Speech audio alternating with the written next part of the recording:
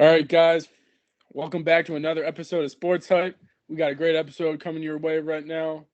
Unfortunately, Leighton Vander Way or Esch medically retired. Chase Young signs a one-year deal, a $13 million deal with the Saints. Very shocking to me. Are they contenders now with him? Mike Williams signs a one-year deal, $15 million deal with the Jets. Was this the right move for him? Are they moving up in the AFC East? Brown signed Jerry Jeudy to a 3-year, $58 million contract extension with $41 million guaranteed after trading for him. That was this the right move for them? He can never stay healthy, so we'll see what happens there. Kenny Pickett traded to the Philadelphia Eagles. Yeah, he cemented at the 2 spot right there. The Vikings trade with the Texans to acquire the number 23rd pick in the draft, along with their 11th pick. It's possible ammo to move up into the top 3 and take a quarterback possibly. We'll see what my co-host has to say about that. Now, Cowboys released Michael Gallup. I don't believe this was the right move. My co-host believes this is the right move. We'll see, what he has to say about that, being a Cowboys fan. Tyron Smith goes to the Jets on a 1-year, $6.5 million deal. Chance to make it a $20 million deal with incentives. Was this the right move for the Jets? Now, Justin Fields. This was probably the best trade so far in the offseason. Heck of a steal. Justin Fields goes to the Steelers for a 2025 6th-round pick, and it can possibly turn into a 4th-round pick if Fields plays 51% of the snaps for Pittsburgh. Most likely not going to happen, but we'll see what happens there.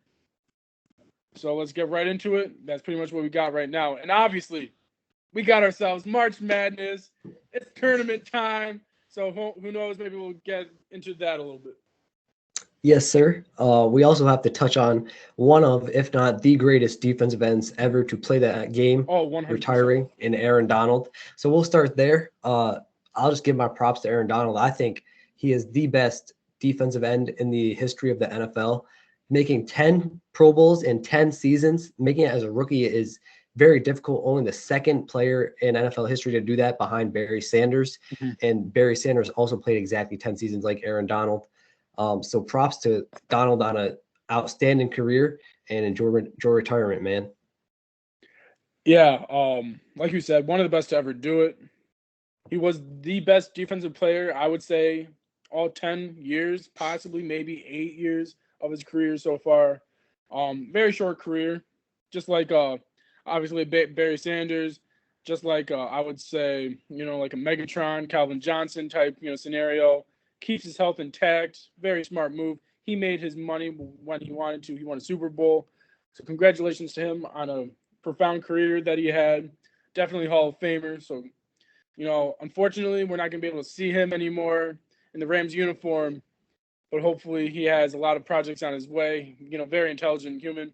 So hopefully he's got a lot of great projects on the way that we can, see him in the future. Yeah, for sure. What do you think that means for the Rams, though, like defensively? You think obviously they're not going to be as much as a powerhouse and they won't be able to get to the quarterback as much. Do you think it's going to affect them record-wise, or what do you think? 100%. He was their leader, right? He was their anchor. He was their motivator. He was the heart and soul of that defense, especially since you got Jalen Ramsey, who left there, last year. Then you also have a big piece of why I do believe wasn't who was their linebacker, plays for the Bills now. Oh, he played for Denver. I can't believe I'm spacing out on his name. I'm trying to think. I'm spacing out on it too. But keep going with your. I'll figure it out.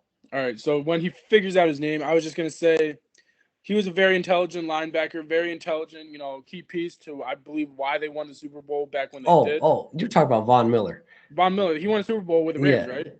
Correct. Yes. Right. So he was a key piece of why they won, and obviously when he left, that deteriorated their defense even more. But their anchor was Aaron Donald. Right now, it's going to be a struggle defensively. I'm kind of shocked that he retired. I thought he would have given it one more shot, especially where they're headed, offensively, defensively. I think they could have made a very, very tough run and very strong run heading into this postseason, this upcoming season. The way where the landscape is in the NFC, I think they could have had a shot. Unfortunately, I don't think they're going to have a shot now, especially since their defensive anchor retired, one of the greatest to ever do it. But I mean, you never know, right? Until the season actually starts, who's going to step up in his place to be that defensive anchor? And we just got to see and find out. But right now, I don't see them going far. Yeah, I agree. I don't think they're going to be nearly as good as I envision them being without Aaron Donald now, because Aaron Donald brought the only reason they were able to get pressure was Aaron Donald. The offensive line had to solely focus on Aaron Donald, that it allowed the linebackers and other defensive ends to get to the quarterback. Without that presence now, in my eyes, they have no one who can get to the quarterback like Aaron Donald could, and it's really going to hurt them because they don't even have that great of a secondary. So if they can't get pressure, they're not going to be able to stop many offenses in the league. And I agree. I was very surprised that Aaron Donald retired, especially only after 10 seasons. But, I mean, he was considering it after winning the Super Bowl. So, I mean, he basically did everything he could and everything he set out to do in the NFL. So I think that's the main reason why he retired. Yeah. I mean, it's just frustrating, right? Because you saw the direction they were heading in. And with him retiring, it really puts a huge setback because you don't really have a direction now, especially in the draft. I mean, yeah, it's great he retired this early on so that you can prepare for the draft still. But really, it's like, wow, it's really deflating for an organization losing that key piece like that. It's like when Tom Brady retired for Tampa, right? Like you really lost your key factor of, winning a championship, being a contender. Yeah, not Sam Stafford, but Matthew Stafford's there. But can you really win with just Stafford and Cup? Well, you can't win with just an offense. You need a defense. Right. And defense wins championships, and it's just unfortunate because it's sour because I love seeing him. It's bittersweet, right? Because you really want to keep seeing those great players like a J.J. Watt who really had a couple of years left in him, like an Aaron Donald who had a couple of years left. Calvin Johnson definitely had a couple of years left. I mean, it's sad, but at the same time, we respect, their decision. It was their time to go in their eyes. And if they stayed, who knows, maybe they could have had, an injury that sustained for the rest of their lives. So. Yeah, exactly. I think that's the main reason why he also retired was solely because of the toll that football has on you as a human being. And no one knows that toll unless you go through it yourself, like the pros. Yeah. But yeah, it's definitely bittersweet to see Aaron Donald retire. And I'm sure Rams fans are a little upset because I'm pretty sure he did sign a contract extension and now they still do have to pay him even though he retired, which does hurt their cap space as well. So they can't go out and sign defensive ends like they would like to replace him for the time being, at least. Yeah. So I mean, but as we said, one of the greatest, if not the greatest to ever do it. And congrats on a great career. 100%. Moving forward to another player who medically retired. It was really a retirement because of medical purposes, so that's why they call it medically retiring. Leighton Vander Esch. This one hits home for me because I know what Vander Esch could have been. He showed it in his first few seasons as a Cowboy, and it just really stinks that he could not get his neck injuries under control, because if he did, and if Jalen Smith never got hurt, that linebacker duo when we drafted them was supposed to be our future linebackers of like 10, 15 years, and just didn't pan out because of the injuries for both of them, especially Leighton Vander Esch. So, I mean, stinks he couldn't have the career he did, but very proud of him for fighting through the injuries he did as well. And thank you for everything you did for the Cowboys in your time as a Dallas Cowboy. Yeah, you said it best. I mean, he played 6 seasons for the Cowboys, had a lot of potential. I mean, he had 269 solo tackles, 173 assists, 3.5 sacks, 1 fumble recovery, and 3 interceptions. I mean, I didn't like watching him because of how great he was, right? I did not want to see the Cowboys succeed, and he was a great player for the Cowboys defense. And it is very unfortunate. Still had a lot of years left in his career, I do believe, if he stayed healthy. this is a type of retirement that you do not want to see ever. You don't want to see a player retire based upon injury. You want to see them play out their career, see them play to their full potential, and it's very unfortunate. Hopefully he gets everything taken care of health-wise so that he can be, good and set for the rest of his life. But, for his career, I mean, he played in the NFL for 6 seasons. Everybody knows his name. And for what he was, he played great. So I think he left everything out there on the field that he could. And, now it's time to move on. Yeah, definitely. I mean, I kind of saw this coming after his season-ending neck injury this previous season. Like, this was his 3rd serious neck injury in his career. It's just very hard to play through that. It reminds me of like a Ben Simmons where he just can't get his back under control, So like, there's nothing you can do about it. It stinks, obviously, because you could have been so much better and could have had a longer career. But I mean, injuries just didn't allow you to do that, unfortunately. Right. So, I mean, nonetheless, though, he did have a great career, even though it was only 6 seasons. And as I said, thank you for everything that you gave to the game. Now, moving forward to another defensive player who got some money and who does have an injury as well, which I'll get into. Chase Young signed a 1-year, $13 million deal with the New Orleans Saints. He does have to get neck surgery, but he is expected to be ready for training camp. The Saints knew this when they signed him to that deal. So what's your thoughts on that deal? I mean, congratulations to him. Is it the best scenario for him? No, I think he would have been better if he stayed with, say, San Francisco, or if he went to I don't know what other team could have had him, because a lot of teams are, tight in the cap right now. Mm-hmm. It would have been tough, but the Saints is a good move for him. They just, like you said, they don't really have an offense right now. Defensively, I would say they're a top 7 defense in the league when healthy. But I mean, we'll see what happens with Chase. Another, player with injury-riddled, career so far. So we'll see what happens with him.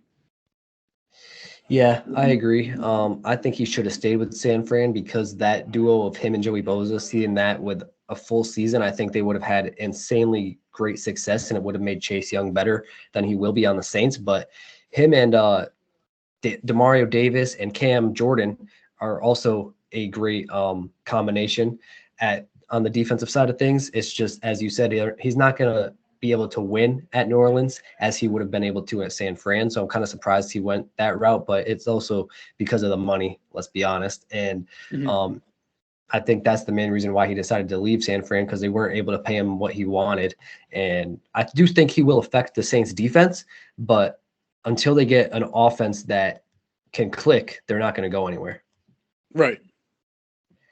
But overall, though, I think it was a good signing, but I agree with you. I think he should have stayed in San Fran for sure. Yeah. And moving on to the AFC East, where another signing happened. Mike Williams signed a 1-year, $15 million deal with the Jets. What's your thoughts on that move for the Jets?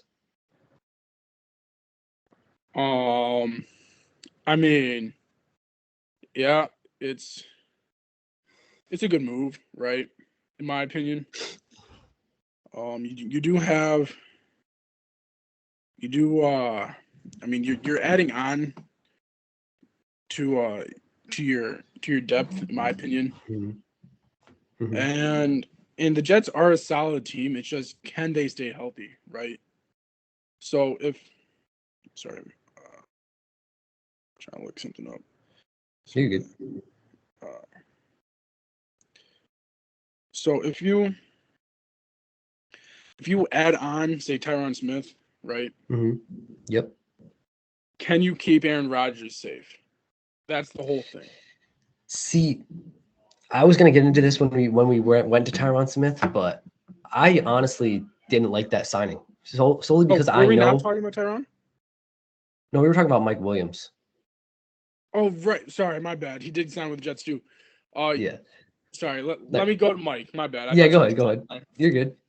So Mike Williams getting signed. Worst. I'm gonna be a Nick Sayer real quick. Put on my Nick Sayer cap. Worst move in NFL history.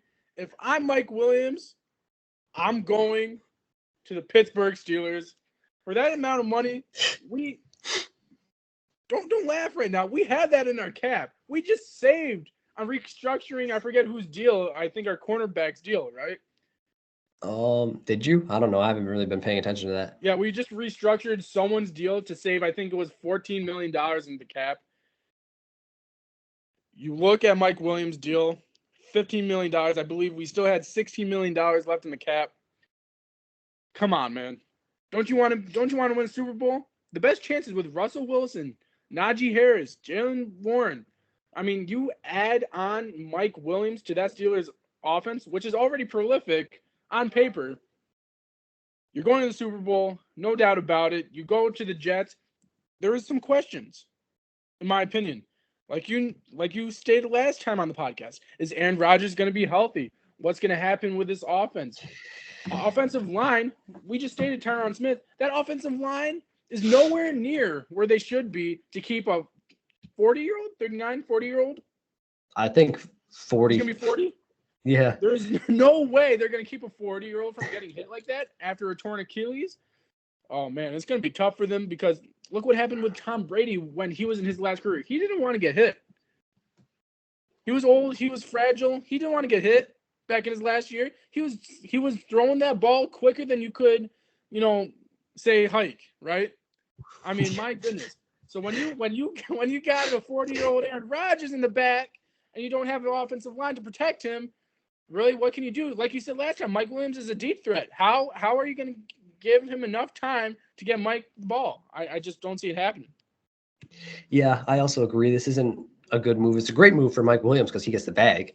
Oh, I don't 100%. like the move. I don't like the move for the Jets because one, let's name a season when Mike Williams stays healthy. I can't think of one anytime soon. So yeah, that's why I don't draft him. Not anymore. That's a waste. That's a waste of money solely on that. And I just don't think he's worth that much money, even if he does stay healthy. 1 year, $15 million. Like there's receivers out there that are better than him right now who you should put that money towards instead of just Mike Williams, in my opinion. Right. And yeah, I agree. There's no way they're going to be able to protect Rodgers to the point where he can get it to Mike Williams down the field.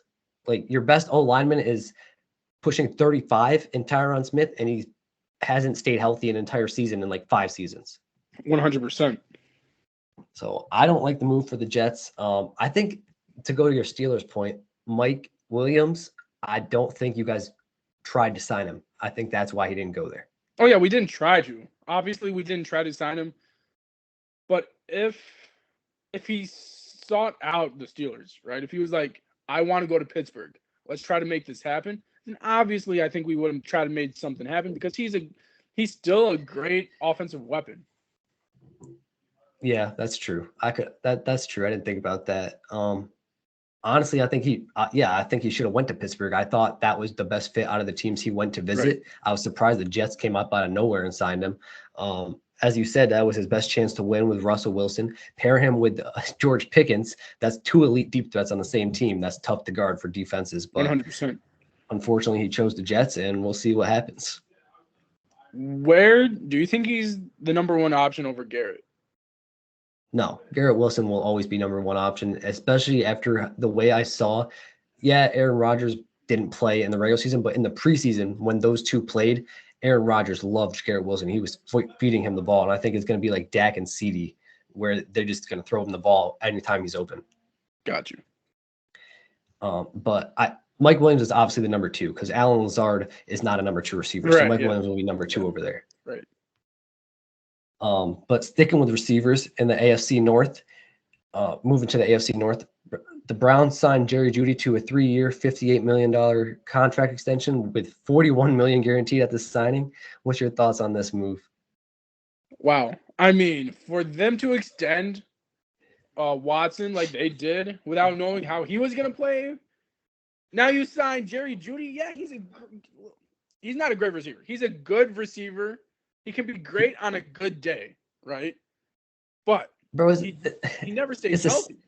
Yeah, that's what I was going to say. It's the same thing as Mike Williams. Health. I mean, when he plays, I feel like he's, in comparison with Jalen Waddle, the productivity that Jalen Waddle has on a good day, I feel like Jerry Jeudy can have as well, right? But the thing between Jalen Waddle and Jerry Jeudy is that Jalen Waddle stays healthy or more. When have we seen Jerry Jeudy, I think, played 10? He hasn't played 10 games, has he? I haven't seen him play more than 10 games in his entire career, if I'm remembering correctly. And it's crazy how little this talent has played.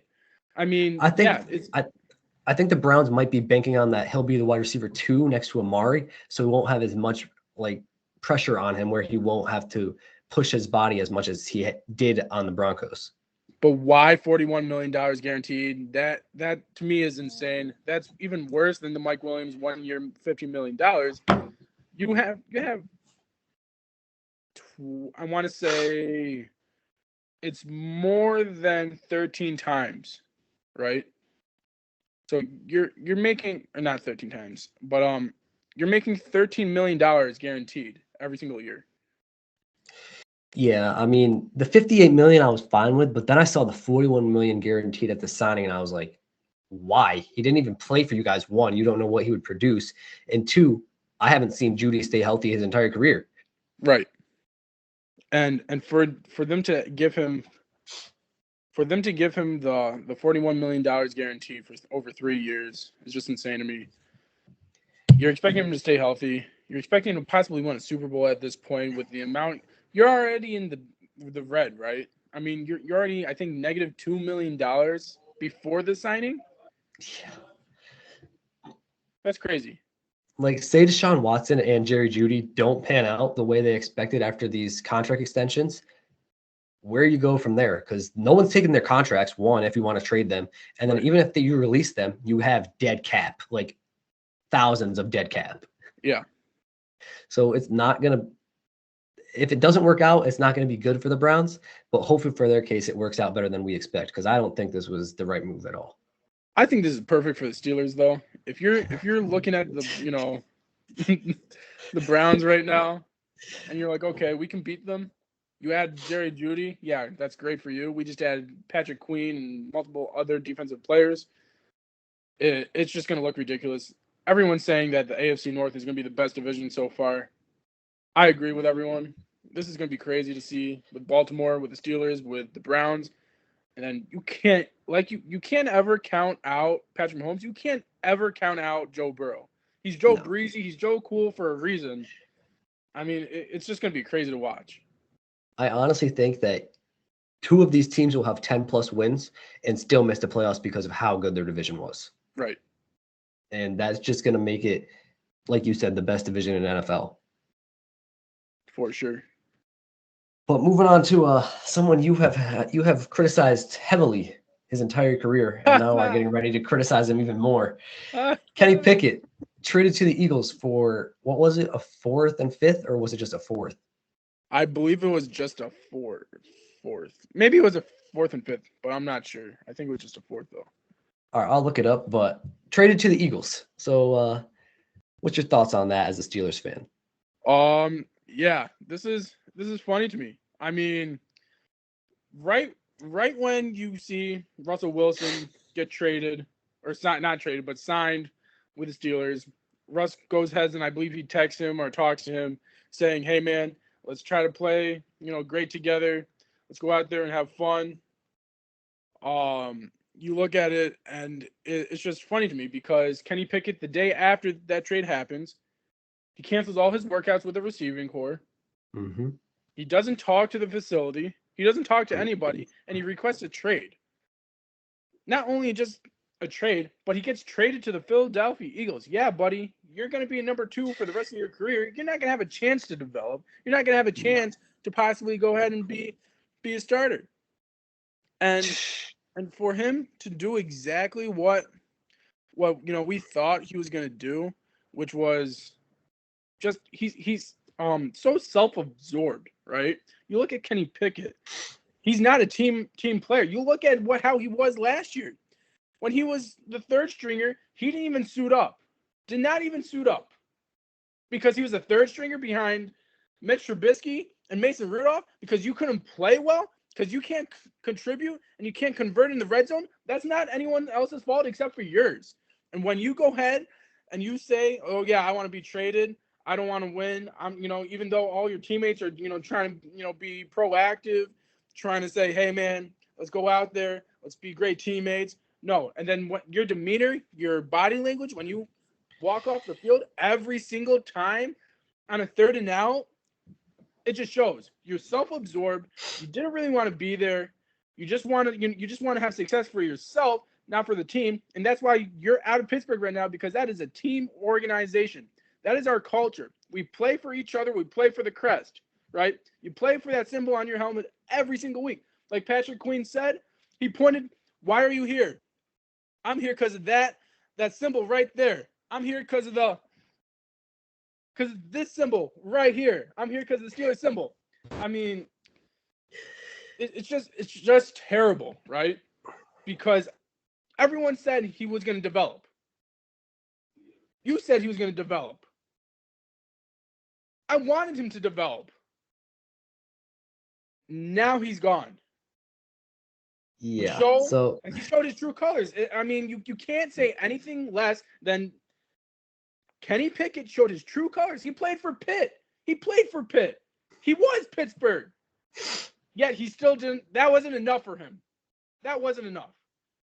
And he walks away. Show your true colors. Go ahead, be a backup. I don't want to ever see him on the field again. Yeah, I mean, I expected a lot more from Kenny Pickett. I expected him to be okay with sitting behind one of the greatest quarterbacks to ever do it in Russell Wilson. Obviously, as you said, he showed his true colors. The trade was actually Kenny Pickett, and a 4th-round pick went to the Eagles in exchange for a 2024 3rd-round pick and a pair of 2025 7th-round picks. Cool. So I agree. I expected more from Kenny Pickett. I expected him to be mature, be an adult, as he is. He's what, 23, 24? Right. He's acting like a 20-year-old who got benched. Like, he's acting like a 12-year-old. He's acting like he's still playing peewee football back in the day when he didn't get a starting spot because he was bad, because he cried, because he whined, because he couldn't play. That's Kenny Pickett. Look at Justin Fields. This man wanted to go to Pittsburgh to be a backup behind Russell Wilson. He could have been anywhere. He could have been a starter anywhere he wanted to. Yet he said, "I want to be the backup for the Pittsburgh Steelers." That just shows you what kind of organization we are. That just shows you what kind of player Russell Wilson is. Kenny Pickett couldn't understand that. Like you said, he's 23, 24 years old. How do you not have the conception to see the big picture? Yeah, I mean, at worst, you sit behind Russell for 2, maybe 3 years, maybe even only a year. You sign him to a year deal. 1 year deal. Like, you sign him to a year deal. So, okay, you're not okay with being a backup for a year, so you request a trade, and now you go to Philadelphia for the next 10 years, maybe more. You'll be sitting behind Jalen Hurts. You pretty much, in my eyes, Kenny Pickett threw away his career. He could not have handled this situation any worse than he did. The fact that, Russell Wilson was the nice guy he is, reached out to Kenny Pickett saying, "Oh, I can't wait to work with you." I don't think Kenny Pickett even responded. He just called up his receiver saying, "Yeah, I'm canceling the workout." Like, come on, man. I don't even think he called. I think he just canceled. I don't think he's been talking. I think he was, incommunicado for the first day. Even now, I don't think, until he stated he wanted to trade, I don't think he talked to the organization or the players. Yeah, I mean, he pretty much just texted them like, "Yeah, the workout's canceled," and left everyone in the dark, like you said. Right. He doesn't, like, no one knows what's going on except him, and the fact that he acted like a kid, to me, is just insane. Like, you pretty much, as I said, you threw away your entire career just because you didn't want to be a backup for 1 year. 1 year. Like, why? Like, what are you doing? And say you go to a different team than Eagles. No other team other than Pittsburgh needs a backup. So you're going to be back. You're throwing your career away no matter what. I think he acted out of emotion and ruined his career because of that. I'm so happy he's gone. One, it shows you he's immature. He's 100%. Self-absorbed. Two, we already knew he can't convert in the red zone. That's a true fact. You look at it.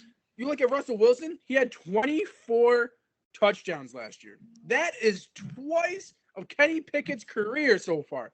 How does that happen? And then 3 or 4, right? Kenny Pickett Kenny Pickett was supposed to be our future quarterback. Everyone believed in him. Everyone still believed in him. It just does. I can't comprehend when an entire city believes in you. The city of Pittsburgh, one of the greatest franchises, greatest fan bases of all time in football history, believes in you, and you still go. I mean, this move wasn't to ruin your career. Like, I don't know if that's what he thought it was. It was like, oh, Pittsburgh doesn't trust me. They want to ruin my career. Let me get out of here. No, it was just to simply win now. You weren't the guy to get it done now, but in the future, you were going to be. Like, I don't understand why he reacted the way he did. Like, just for one, as I said, 1 year, you can't be a backup. Like, come on, man. He had not one, but 2 seasons to prove himself. Where I don't even think he deserved a second season, but he had to. He had honestly, seasons to prove himself. Let's be honest. He had the second season because rookie season is like, all right, you're a rookie. You just got in the league. That's fine. Right. Fine. So you have a second season. You did the same thing the second season. What did you expect? The exact same thing. He didn't learn a single thing. When you have Jordan Love, look at Jordan Love's progression, right? Sits behind Aaron Rodgers. Cool. First year at the helm, and he's already a contending quarterback. He's an MVP-like quarterback. Jordan Love sat behind one of the greatest quarterbacks ever do it. He was supposed to be a top-round pick, where he was supposed to be a starter right out of the gate. Yet he sat behind Aaron Rodgers, was fine with it. Now look at him. You look at Kenny Pickett, you sit behind a great quarterback, and you can possibly be another great. But no, who knows? Maybe because it's Kenny Pickett, he wouldn't listen to a single thing Russell Wilson says. I know better than you because I was a first-round pick. I'm Kenny Smallhand Pickett. I know better than you. Well, I'm glad we got rid of him because I know exactly what kind of person he is now, and that's not the type of player I want on my team. No, he showed his true colors, and he's not the type of player anybody wants on their team anymore. And if I don't think he's going to see the field ever again, like ever again. He's not a starting quarterback in the NFL, and he, as I said, he threw away his career solely based on this move, and he really ruined his career just because he didn't want to be a backup for 1 year. And he would have been perfectly fine next year. Say Russell Wilson doesn't re-sign with the Steelers. He could have learned so much that it could have impacted his game to a whole nother level, but he didn't even want to try that. He just blew it off and was like, get me out of here. Right. Like, that's just crazy to me. You don't want to learn behind one of the greats like Justin Fields is now. He's taking that into consideration. I believe that's why he wanted to play with Pittsburgh. He's like, oh, Russell Wilson, he plays similar to me. I can learn so much. I could impact my game. He's like, give me to Pittsburgh. He does not care. He's a backup. That's a winning player mentality. Right. Kenny Pickett just has a losing player mentality. As you said, all he cares about is himself. And I'm so happy, dude. Justin Fields. Yeah, we can move on to there. So the trade, if you guys didn't see it, was he got traded to the Steelers for a bag of chips. Let's be honest, a 2025 6th-round pick, and the 6th-round pick can turn to a 4th if Fields plays 51% of the snaps for Pittsburgh. Most likely will not happen, given that Russell Wilson will be the starter. But let's hear the Steelers fans' thoughts on this trade.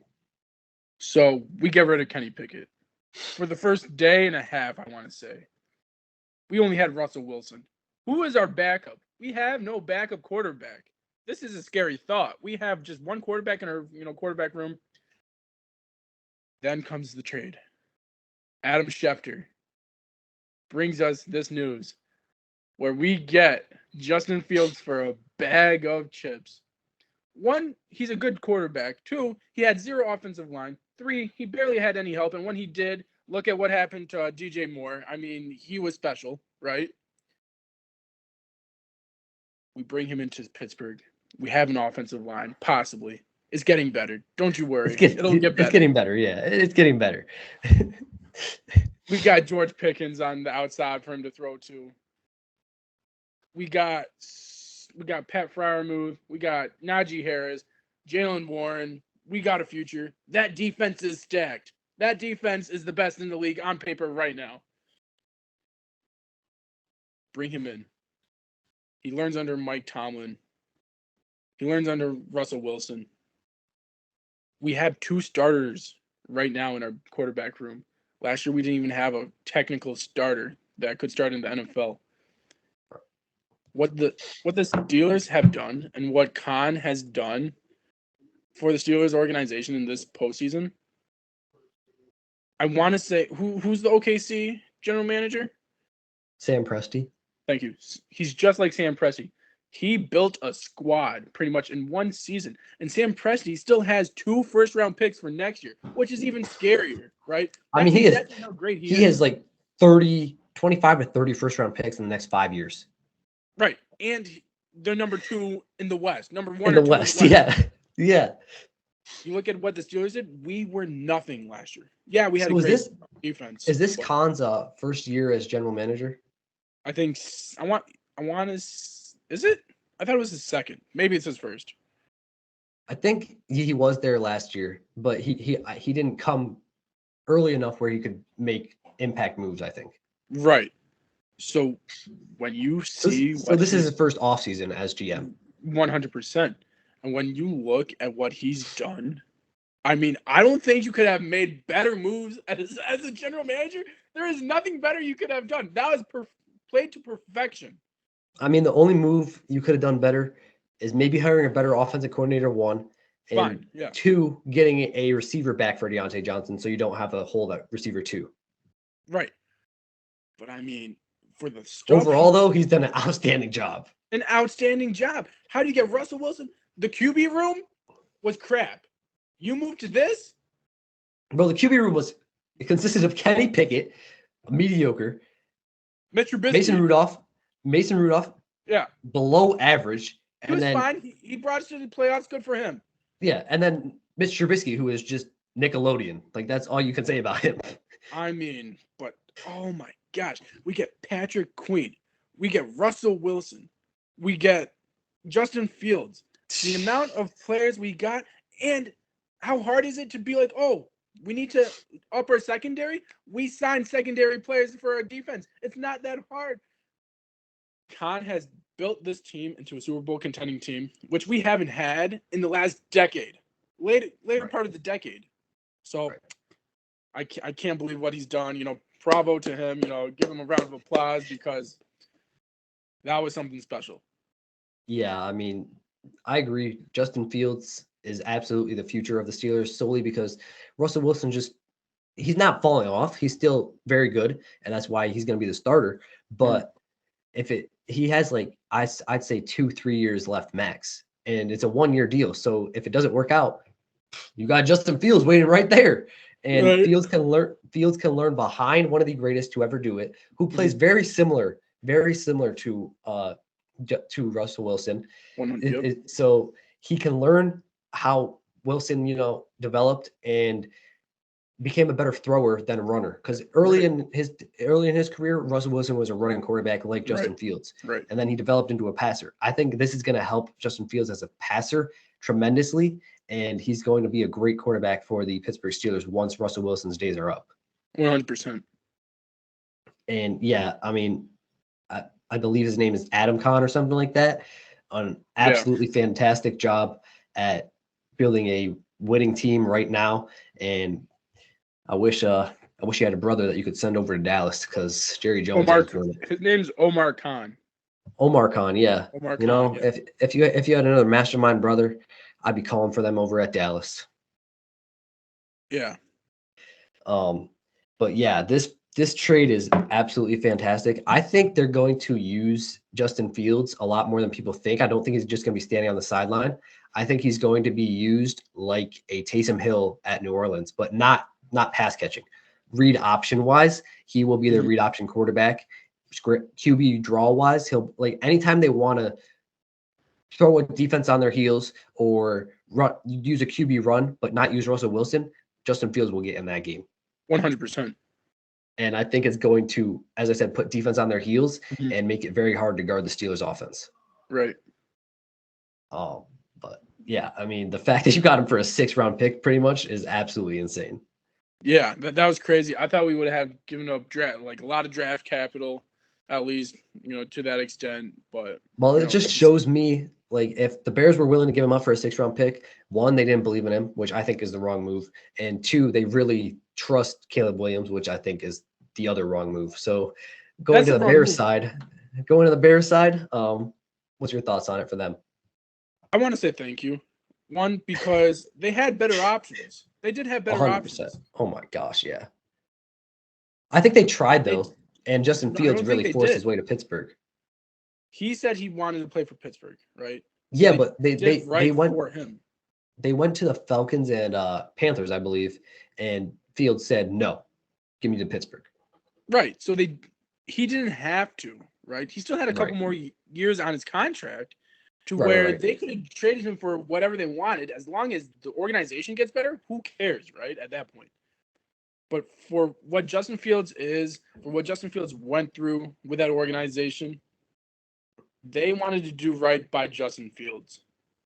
For the scenario that they're heading into with Caleb Williams, they wanted to do right by Justin Fields, which I think is. So I tip my hat off to them for that. Right. That's how it should be. The camaraderie that they had with Justin Fields was pure. You had great sportsmanship with that. So I mean, yeah, congrats to them. Yeah, I mean, like the fact where like there's a lot of times in the NBA and the NFL where players ask for a trade and say, I want like these 3 teams. Like Damian Lillard, for example, he named Bucks, Sixers, and not Bucks. He named Heat, Sixers, and those were really his only 2. But the Trailblazers were like, nah, screw you. We're going to the Bucks. Even though he gave them a better part of a decade fighting for them, going to the conference championships, going to the second round, being the only player, them not giving him any help, getting rid of his best teammate in CJ McCollum. He did everything. Yeah, they were still a little salty. Like that's not the way it should be. Like it should be like the Bears and Justin Fields, where if they say they want to go to a certain team and they did everything they could, if they didn't do everything they could for you, then yeah, send them wherever. But if they did everything they could for you, it should be like, all right, we'll send you where you want to go out of respect for you. Yeah. And I think the Bears did a great job at that. I've touched on this. We've all touched on this many times. We believe they should have kept Justin Fields. We don't believe Caleb Williams is going to be a good quarterback. But I mean, the way the pro day went today, but the pro day is. See, you can't go off combines and pro days. That's the thing that bothers me because no defense, one, and two, they train for that. If they get thrown into an NFL game, they're not going to play that well. I agree, but when you see him pass like a 70-yard bomb with ease, like the accuracy stuff like that. Yeah, he has great quarterback mechanics. It's just I don't think it's going to develop the way people think it is. So, I hope this isn't the case, but the way he sat out of a bowl game, the way he's like individual, like I feel like he's too full of himself, just like a Kenny Pickett. Mm-hmm. I hope that's not the case because I don't know him. I haven't seen that. The only action I've seen him, do, which was like a Kenny Pickett action, was sit out of a bowl game for his teammates. I mean, that you shouldn't do that, but a lot of people do that nowadays. Yeah, it's just if he's a team-oriented quarterback, congratulations, you won the draft lottery. But if he's not, and he's just a great talent, and he's just all about himself, you're going nowhere. Yeah, I 100% agree. I think it's going to be interesting to see what happens with Caleb Williams. I don't expect him to be great for the Bears, but maybe he'll prove me wrong. He does have a lot of weapons over there. DJ Moore, Keenan Allen, like they got him a lot of weapons. So he is in a position to succeed. It's just, will he be the quarterback they expect him to be?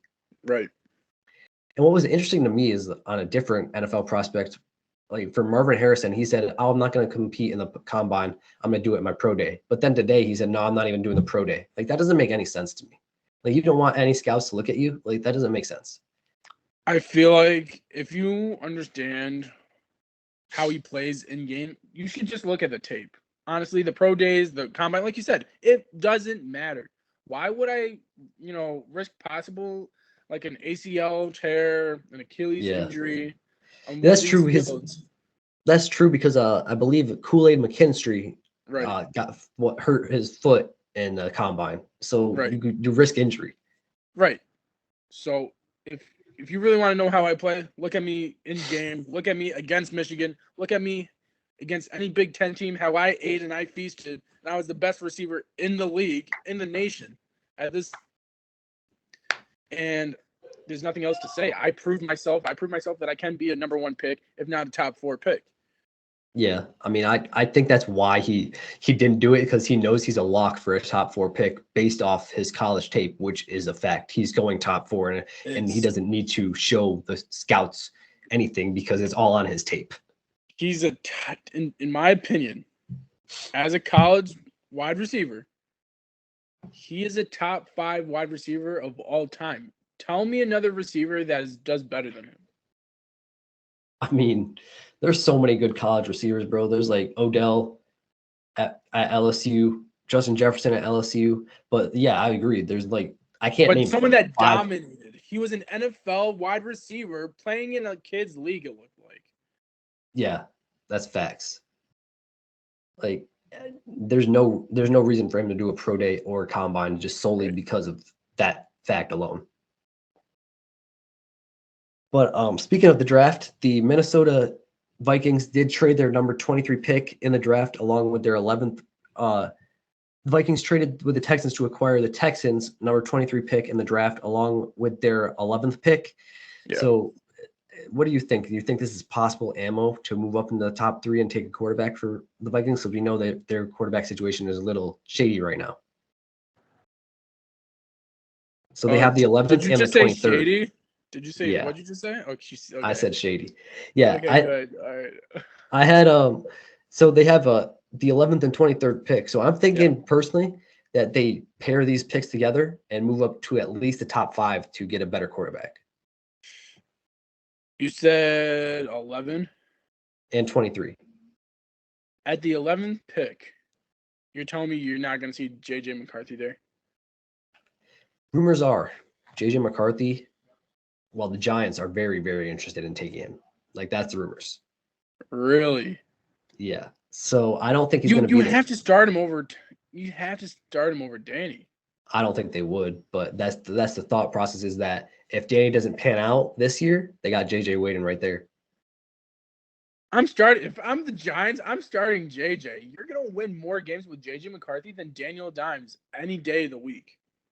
I don't think they would, but yeah, I mean, I'm honestly shocked they're going quarterback, because they need a lot more than quarterback, in my opinion. I thought they would go offensive line. I thought they would. Yeah. What was it? The running back, or I still think they should go O-line. That's their biggest need. Let's be honest. So I think, but the rumors are that they are very interested in JJ. So based on those rumors, it's not looking like he'll be there for the Vikings if they stay at 11. I personally think J.J. McCarthy is the best quarterback in this draft.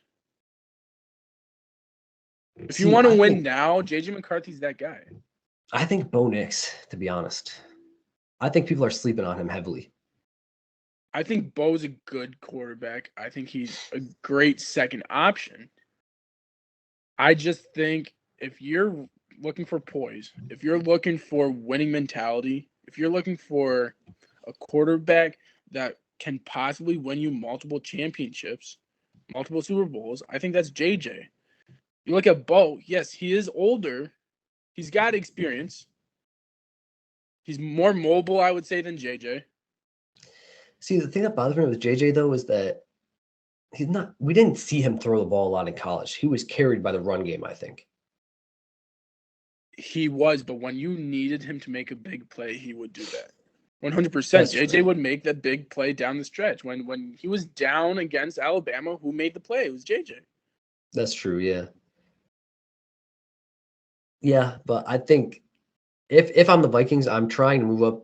If I can't move up to the top 3 for a quarterback, I'm trying to move up to at least the top 5, because quarterback is my biggest need right now, and that's the way I'd look at it. I agree, but do you really I think if you pick out of the top 6 quarterbacks, you think they're all going in the top 10? No, I think obviously Caleb Williams, Jaden Daniels, Drake May go top 3. Those 3 are gone. JJ McCarthy is a top 10. He'll be top 10. He might go to the Giants based off what we've heard. And then it leaves Bo Nix and Michael Penix. Those are the two that they could have at 11 if they stay there. And I think Bo Nix, like you said, is a great quarterback. I think that is a steal at the 11th spot, but it would be risky to stay at the 11th spot. If you move up, right, and you still see a Bo Nix, or if you still see like a JJ McCarthy still down the line, and they are at the 11th spot, you just wasted all that time because you could have gotten better, draft selection with the 23rd pick too.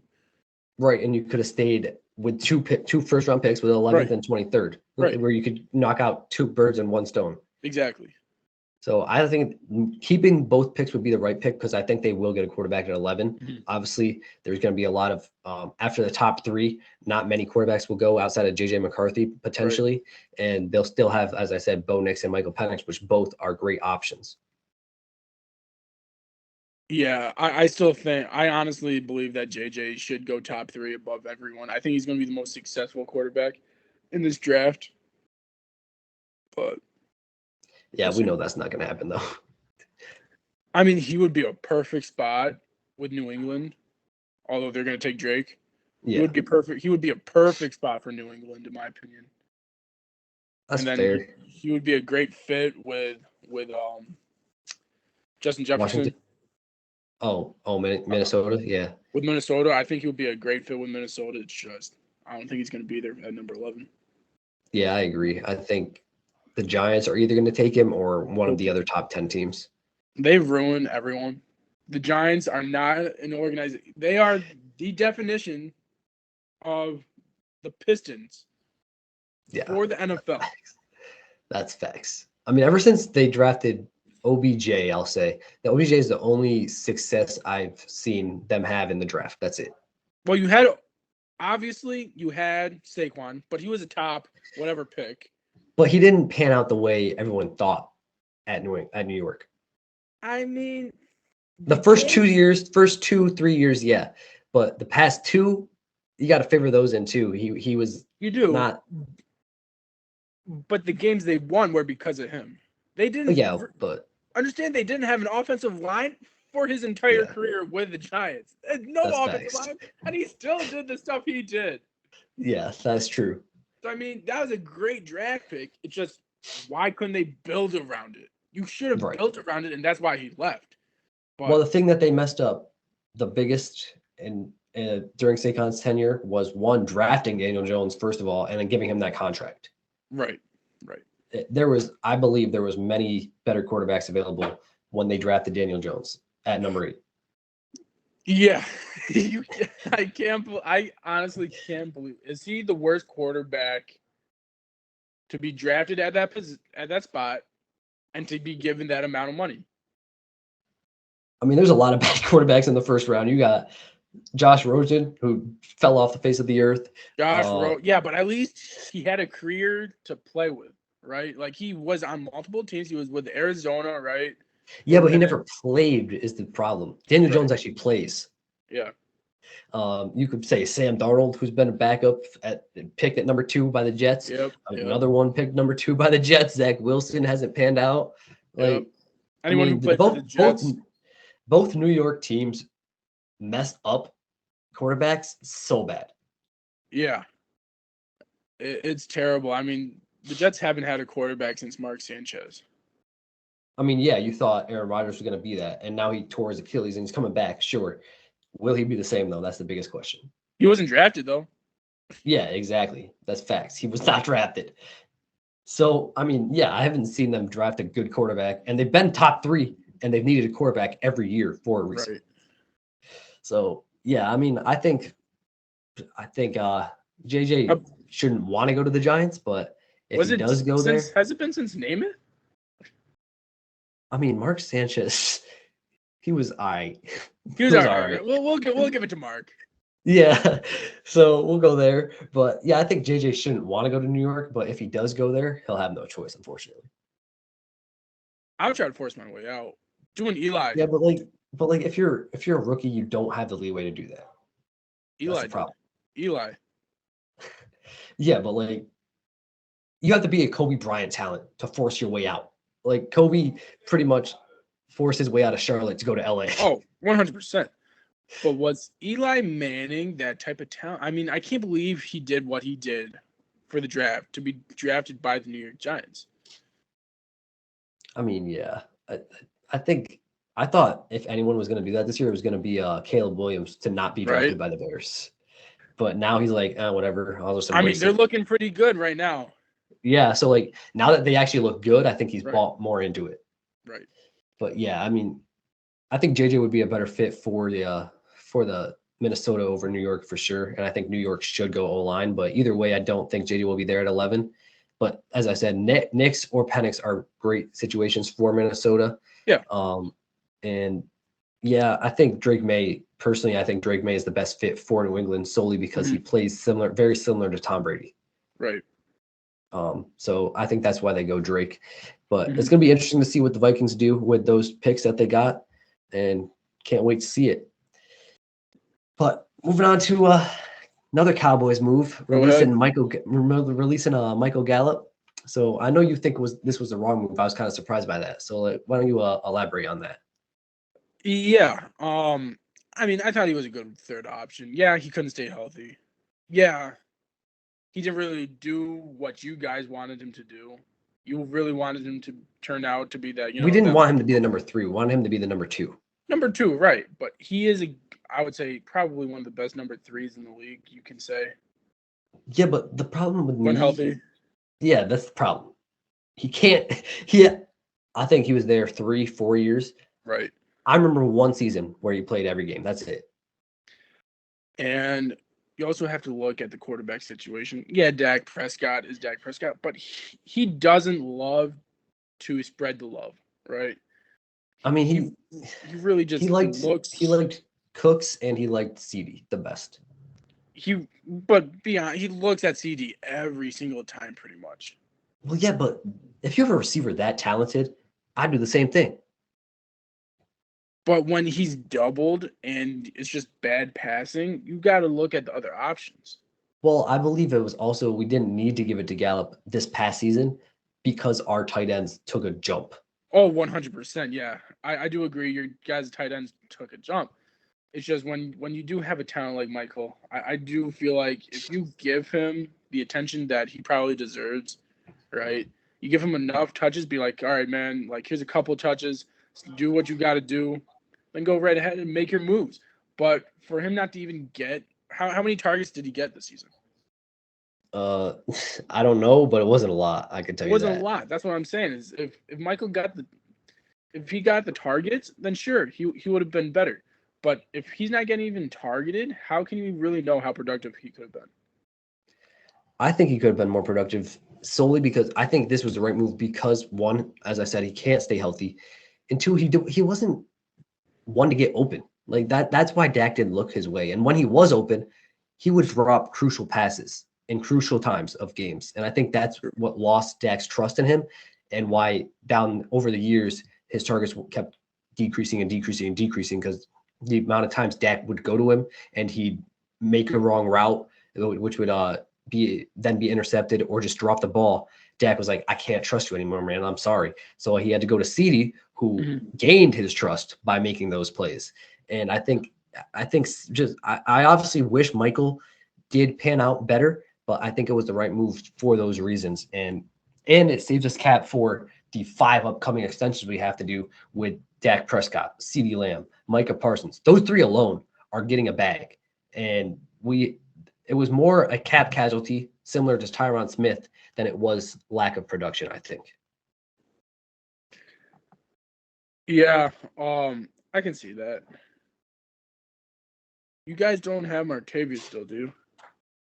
No, he was on the practice squad all year. So that's the thing. I think we are going to draft a wide receiver 3 in like round 3, 4, or 5 in that span. Yeah, I can see that. It's just I personally like the safety of knowing who you have, right? I don't like the unnecessary risk when you understand what kind of receivers you have already. Well, we also have a Jalen Tolbert who took a huge Right. jump this past Yeah. season too, so he could step into that role too. So I mean, yeah, he could step into that role. It's just what's going to happen now. He didn't make that big of an impact for the team in the previous years, but are we going to see a missing hole in that offense to where we say we miss Michael Gallup? Well, see, I think we also did this for the future, to, as I said, make cap space for those extensions, but also find a wide receiver too that takes attention off of CD, where CD can just be one-on-one every single play. Right. I mean, you guys are going to have a couple buffer years, I feel like, meaning you're not going to be in title contention this year. No. You're not going to be in title contention next year. No. But are you going to have enough time with Dak Prescott to where in 3 years from now, you guys have the receivers, you guys have the defense still, you guys have the offense to where you can make a big push and possibly be in that, Super Bowl contention 3 years from now because you need to develop these new and younger players? Well, that depends on what Jerry Jones decides to do in free agency because he still thinks that he can build through the draft and win a Super Bowl. That's not the NFL today. The NFL today is throwing money at players, great players like Saquon Barkley, to get them to your team. And unless Jerry Jones wakes up and sees that, I truly believe the Cowboys won't win a Super Bowl as long as he's the general manager because of the fact that he is so cheap and doesn't like to throw his money at anybody except his players that are already on his team. Yeah, the Steelers have three players that they've drafted since 2017 on their team right now. 3. So it just shows you that you do need to look into free agency, sign the types of players that you need to do. Yeah, and his definition of all in, according to his son, Stephen Jones, is keeping the core together. So if that core hasn't, done accomplished what you want them to, why keep them all together? Right. And that's the problem that I have with the Cowboys, is because they do that year in and year out to where they kept Tony Romo his entire career. When you guys should have obviously moved away from Tony. Well, let's be honest. Yeah, we should have way earlier than we did. And we're lucky. Obviously, I don't wish injury on anybody, but that injury was the best thing that happened to Dallas. It was a blessing in disguise. Because it showed us, oh my gosh, we have a quarterback from the 4th round who's a gem. He's starting. Yeah, right. And Dak Prescott. So, I mean, that it's bothersome, but let's be honest. Tony Romo should have at least went to an NFC championship or at least one Super Bowl. That NFC championship game, everybody knows Dez caught it. So let's just put that out there. But if he was better, you wouldn't have to be in that position. Yes, that is true. And I worry by extending Dak, we are extending another Tony Romo because Dak has not shown me anything in the playoffs. He's just shown me he's a Tony Romo come playoff time. Right, and you're going to waste another, I would say, Dez Bryant's career because he could have been the most, I would say, he could have had a bunch of accolades. He could have had a bunch of, I would say records, all that stuff, right? If he had a competent quarterback that knew how to win, he could have been one of the, even though he's still great, one of the greats, Hall of Famer possibly, right? He could have been one of the greatest, if not, I wouldn't say the greatest, but he could have been one of the greatest to ever do it if he had a great quarterback to win a Super Bowl, right? And I think you're going to have another scenario with CeeDee Lamb, unless he leaves you guys. Unfortunate for you guys if that happens. But unless he leaves you guys, he's not going to be one of the greatest, which he could possibly be. Yeah, I agree. But the thing is, I've been thinking about moving on for Dak since the end of the season because I'm sick of losing. Thinking of it rationally, there's no one better than Dak in the regular season. So if we do trade Dak for a quarterback that teams will want to trade, because no one's trading Patrick Mahomes, no one's trading Jalen Hurts, no one's trading Rodgers, those type of teams. There's no quarterback that can do better for us who's on the block than Dak does in the regular season. It's just he needs to show up when it matters most. That's it. And I just don't think you can. I don't see that happening. I mean, he hasn't proven that he can, so I don't think so either. Now let me tell you something. Who's another quarterback you think could not show up in the postseason? Besides Tony Romo? No, right now, active quarterbacks that cannot. I've one Oh, in mind. Lamar Jackson, Okay. Josh Allen. That's the one I'm talking. Okay. Look at Josh Allen. Look at what he did last year. Bro, He didn't have a team, but he didn't thing have a that team bothers last year. I'm saying the if you give him a team, right, he can perform. It can that's change the though. thing, bro. If you give Dak competent receivers, he can win. It's just Jerry doesn't want to do it. But Kenny though, because he had a top 3 running back in the league in Ezekiel Elliott at the time when he was in his peak, right? But You guys had a let's be chance honest. to win the entire thing. They were rookies, so they weren't experienced. I think that was their 2016. They were rookies. They weren't experienced. They were nervous, and it played a role. So that year, yeah. And then the years to come, Dak didn't have the receivers he does have now. If he can't win within 5 years, like now, because he has Right. actual competent receivers, he's never going to win. But I think if Jerry actually, got him a Stephon Diggs to pair with CeeDee Lamb per se, I don't think it will happen, but just say, I think Dak could at least get them to the NFC Championship game. But is that enough? No, that's not what we want. We want Super Bowl. But I'm saying, I think if they do get to the NFC Championship with the Dak and with a CeeDee and with Stephon Diggs, they could, if their defense plays up to par as we expect, they could easily make the Super Bowl. Right. And it's just, that's why I think Tony Romo didn't have the success we expected, and that's why Dak hasn't had the success we expected. The quarterbacks at Dallas are scapegoats of Jerry Jones, and Jerry loves it that way. He does not want to be talked about. He does not want to be talked about poorly, and he knows that. Right. So he just keeps himself out of the press and lets them talk about Dak. And when Tony was there, let them talk about Tony. The real problem starts at the top. You have to cut off the head of the snake, and everything will go away, I think. Yeah. And I don't see that happening, because even when Jerry Jones he's not going to sell the team. He's going to pass away eventually, and then unfortunately, it's going to go to his even more incompetent son, which will just have a bigger issue. Yeah, you guys are in a tough position. Like you said, all Cowboys fans, unite and just protest this team, because if you guys can't do anything now, like you said, you guys have a great team. It's not like you guys rarely have any holes in the defense right now, unless it's health. Health aside, you guys have one of the best defenses in the league. Offensively, you're missing 1 or 2 pieces, maybe one. We just need a receiver 2, I'd say. Right. And One okay, piece. two now running back, because Pollard's not there. Right. So if you want to say that, then sure.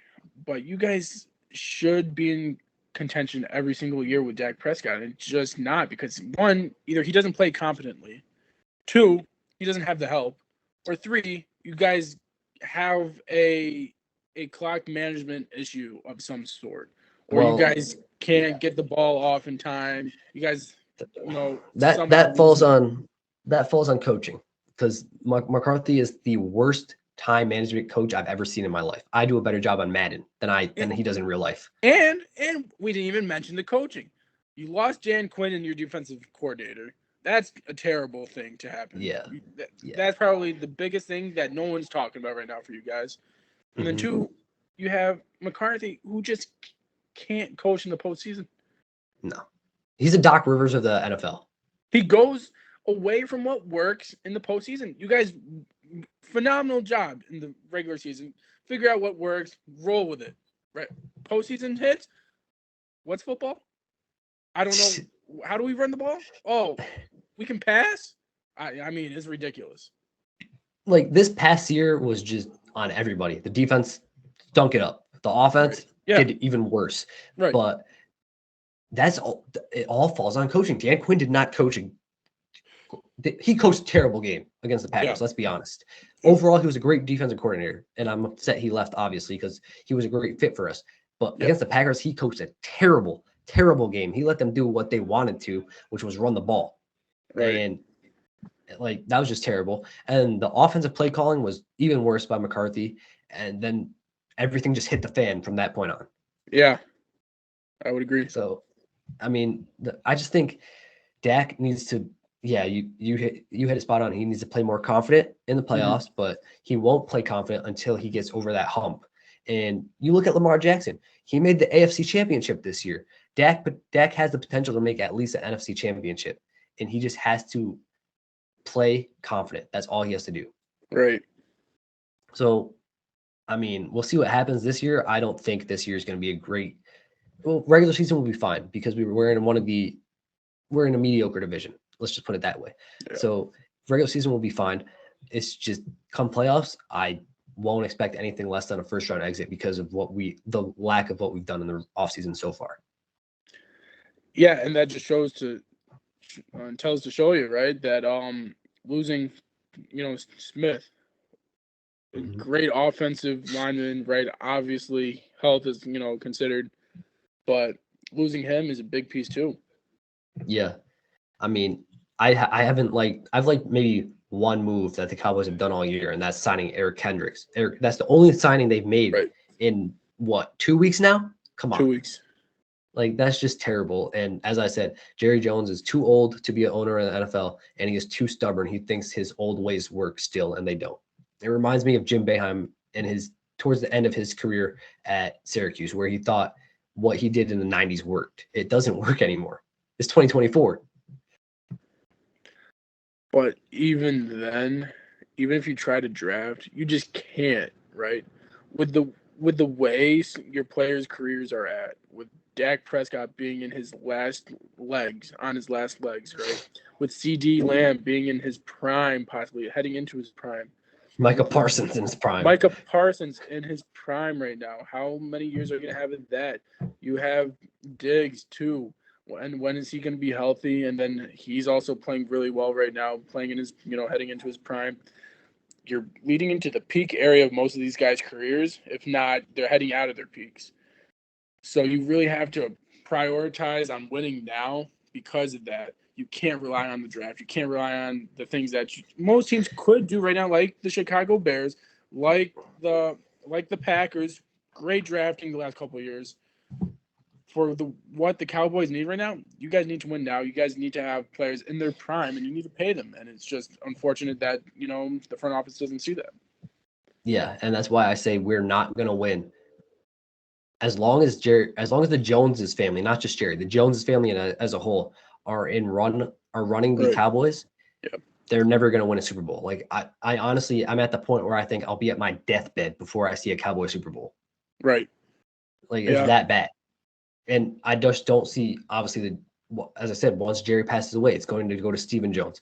And then Stephen will probably run it for as long, if not longer than Jerry. So we're just in a bad hole. Right. It's just not going to be, I don't see any hope in the future for the Cowboys, unfortunately. Yeah. But we'll see what happens. I think, I do still think Gallup was the right move. Just hope he lands somewhere where he can produce and become what the Cowboys expect him to become. Yeah. Yeah. But if you want to move on to the I was going to move on to a different former Cowboy, and Tyron Smith. That's right. With the signing of the Jets on a 1 year, $6.5 million deal, chance to make $20 million with incentives. I believe they're playing time incentives due to the lack of health he's had lately. So, what's your thoughts on this move for Aaron Rodgers' Jets? It's a good move. Like I mentioned before, I think this is a good signing. Potentially can help protect Aaron Rodgers a little bit more. Obviously, a little bit more experience. Could be a leader on that offensive line. Is this going to be enough, though? I'm not sure. But at least they're trying. At least they're showing Aaron, hey, we want to help you out. It's just health-wise. Is he going to be there? But this is a good move for them. Yeah, I agree. I think, obviously, I would have loved for him to stay at Dallas, but it was really the main reason he left. Well, the main reason we let him go was he was a cap casualty. Same with Michael Gallup. We just have too many extensions coming up where we have to create cap space because we are already have very little cap as it is. So it was just cap casualties. But I believe this is a perfect spot for him to go because he gets to protect one of, if not, well, one of the greatest quarterbacks to ever do it, and not the greatest. We know who the greatest is. That's Tom Brady. But he gets to protect one of the greatest to ever do it. And I agree with you. It's not going to be enough, but it will be an improvement for the Jets, which is all they're looking for. And I think as long as, like, Aaron Rodgers does not need a lot of time to get the ball out. That first play where he tore his Achilles, he had 1 second where someone was already in the backfield. Like, that's just that can't happen. That's not going to happen with Tyron Smith. Tyron Smith will hold up for at least 2 to 3 seconds, and that's all Aaron Rodgers needs to get the ball out. So I think this will be a perfect fit for the Jets. Yeah, I agree. I mean, it's tough, right? When you're the Jets, when you're in contention, or when you're supposed to be in contention for a Super Bowl, you have to make moves that are very loud, right? And it's just tough because you just don't have the cap, or you don't have the capacity to make those types of moves. Like signing if you signed like a Saquon. Imagine if you had Saquon on that team. Imagine if you had some great running back, or another great receiver other than Mike Williams. It's just. I mean, the problem also with Tyron Smith is that, as I've touched on a lot in this pod, is his health. You don't know if he's ever going to stay healthy. Like last year, he had his most healthy season. He played 13 games, but prior to that, he was playing like 7 or 8 half a year. If he only plays half a year, this is going to be a waste of a signing, and it's not going to help Aaron Rodgers at all. Right. So hopefully he stays healthy for them. It could go both ways. It could be a great move, and it could be a bad move. But yeah, signing going back to your cap space with them, I mean, Saquon with them would have been crazy. It's just unfortunate they don't have a lot of cap space because they threw a lot of cap space, one, at Aaron Rodgers, and then to fill out the entire roster. I agree. But we'll see what happens, man. Yep. Anything else you want to touch on? Not today. Are you going to save the March Madness? Yeah. Who knows? Maybe we'll have another episode this week. You never know. Yeah. All I'm going to say is, for your college basketball fans out there, enjoy the tournament. Hey, you know what? If you guys want to see another episode of us this week, go ahead and hit that subscribe button. We get ourselves, where are we at right now? 96? No, 96. Oh, yeah, let me see real quick. I believe 35. 35, yeah. Get us up episode to 96. 96, yeah. So 96. Get us up to 40 subscribers, maybe 45 subscribers. Don't do another episode this week. Hey, man. Just need some incentive. That's all we need. That's it. You give us 10 likes on the video, 10 more subscribers, we'll give you another video. All right. I like that. But other than that, hand it over to Gio for his sneaker segment over there. Yes, sir. We got ourselves a great pair of sneakers coming out Thursday, March 21st. The Trophy Room Air Jordan 1 Lows. Very highly anticipated sneaker. Beautiful shoe. Really, I feel like the motivation of the sneaker and the inspiration of the sneaker comes with their the Fleer, Jordan rookie card. It's just an awesome card. So what they did, they brought inspiration based off of that card, I do believe. And it's just a beautiful looking shoe. So only Trophy Room sneakers app, highly anticipated sneaker. I very recommend you guys, highly recommend you guys getting that sneaker because it's going to be, out in seconds. And, I don't think you can do any better than that sneaker right now.